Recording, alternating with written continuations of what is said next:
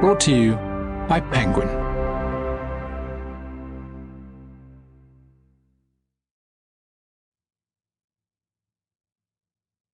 Retrograde by Emilee Carter. Read by Georgina Sadler.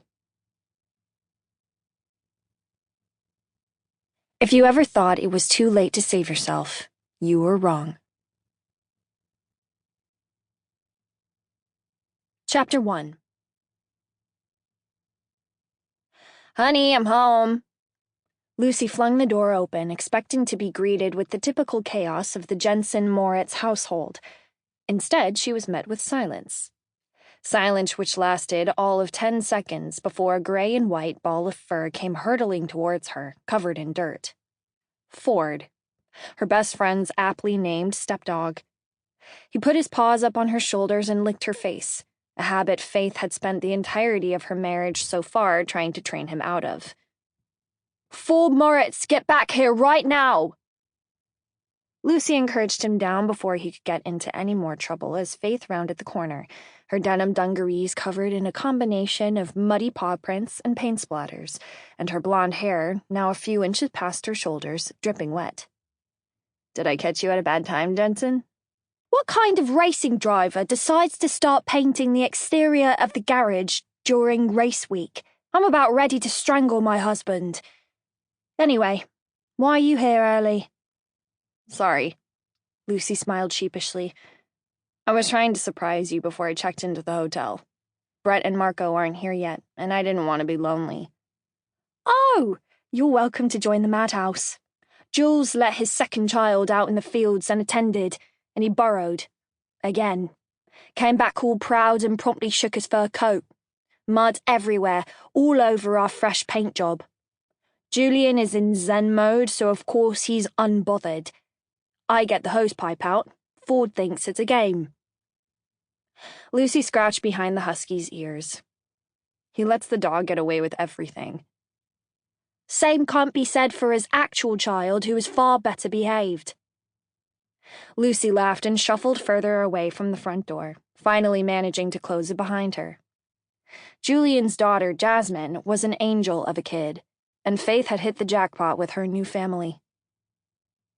Stepping into a maternal role had come naturally for her, and the only thing Jasmine ever asked for was the chance to attend a race. Oh, and VIP tickets to see Taylor Swift, which, between her dad and his teammates, she had managed to bag for her birthday. Where's he at? Out back?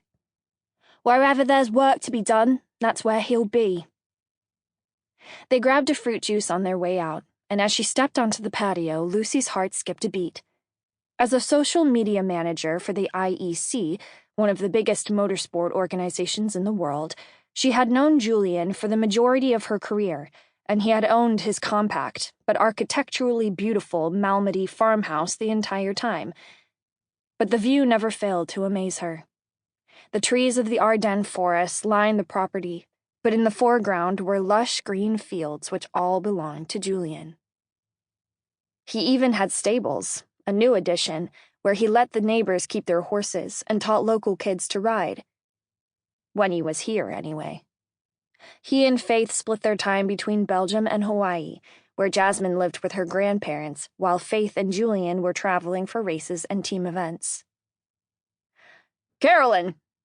Julian dropped his paintbrush right back in the sage-green pot of paint and stood up to give her a hug. Where's Brett? Late. He detoured to Brussels to meet Casey Winters, I think. I can't keep up with which drivers he hangs out with and when anymore, to be honest. Anyway, he'll be here in the morning. Seems strange seeing you here without him. Julian pulled a face. Feels weird, too. He keeps disappearing on me for weekends with the lads. Literally left me at a resort in Marbella a couple of months back in the middle of our stay. Please don't say lads again. Faith curled her lip in disgust. You're too American. I'm Italian. Born and raised in America. Point taken. Am I still allowed to say shagging? Faith rolled her eyes. That had been Lucie's favorite British slang word when she'd Sample complete. Ready to continue?